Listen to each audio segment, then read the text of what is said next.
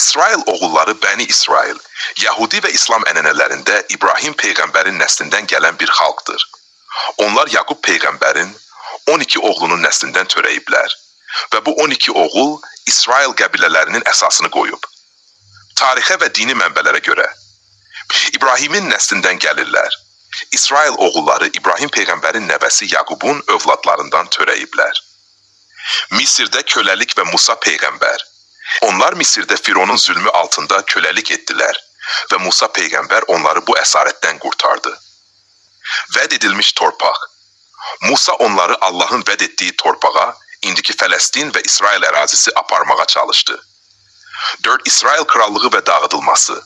Onlar daha sonra İsrail və Yahuda krallıqlarını qurdular. Lakin bu dövlətlər Assuriya və Babil tərəfindən dağıdıldı. İsrail oğulları sonradan Yahudi xalqının əsasını təşkil etdilər. İslamda da Bəni İsrail qövmü peyğəmbərlərə tabe olmayan və dəfələrlə Allahın əmrindən çıxan bir xalq kimi təsvir edilir.